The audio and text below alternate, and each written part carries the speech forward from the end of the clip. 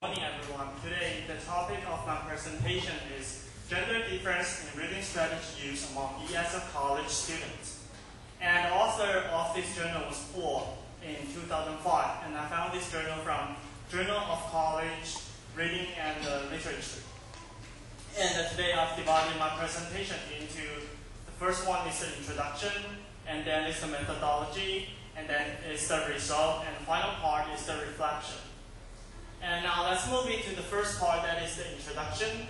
And according to Brown in 2000, the importance of using learning strategies that we employ to solve problems posed by second language input and output cannot be overstated. The reason for this is because many researchers have indicated that for high second language achievers are mostly active strategy users. And also, Anderson and other researchers indicated that using reading strategy is especially critical for English language learners. And also they found that the English language literacy have been found to correlate with active and high frequency and the complex strategy use. And although we know that reading strategies is very important, and also there are many researchers focus on this part. However, we are still lack of the knowledge about the difference in reading strategy use between male learners and female learners. Therefore, the purpose of this study was to investigate if and how second language reading strategy use at university level differs according to genders. And there's one research question in this study. The researchers want to find out, do advanced male and female ESL learners at the college level report using different academic reading strategies? Therefore, he took 248 ESL students, and 138 identified themselves as male, and 110 identified themselves as female learners. And they were taken from 6 universities and 1 community college. And the schools were all located in the United States, Midwest and South. And their levels were advanced level students, and their age were about 23 years old. And the participants fell into 2 categories. And the first one is their learners studying English the semester previous to full-time undergraduate study in their respective universities. And the second one is learners taking full-time academic undergraduate or graduate study in writing courses. So the participant represents 9 language groups, and there were 52% from the East Asian, and 25% were from the Western European, and 10% were from South Asian, and about 7% were from Middle Eastern, and 2% were from Eastern European, and 2% others, and 1% were Western African, and 1% were ASL. So the researcher used the survey of reading strategies that is called SORS as main instrument in this study. And the goal of this questionnaire was to record the adolescent and adolescents ESL learners academic reading strategy use.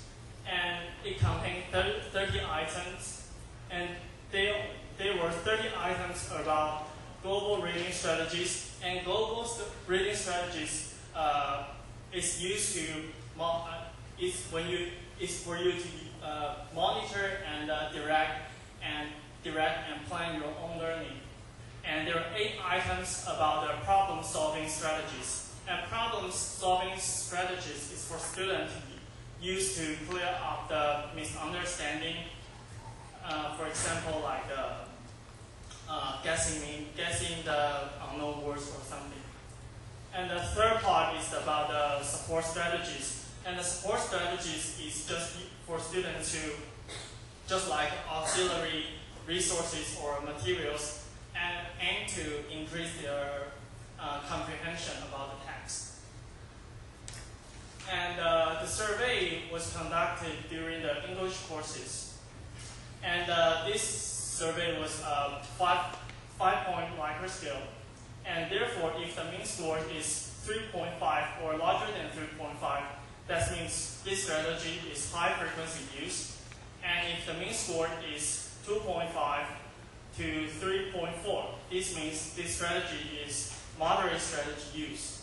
And if the mean score is 2.4 or lower than 2.4, this means this strategy is low strategy use.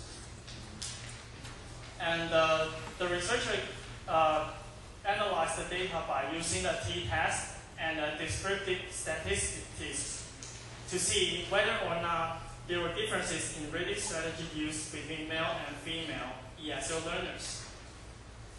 So let's move to the result. So the first finding, the researcher indicated that males and females did not significantly differ in their overall strategy use. From Table 1, we know this is differences in reported strategy use between ESL males and females. And blue represents male and red represents females. As we can see, their mean scores were pretty close, and the p-value was not significant.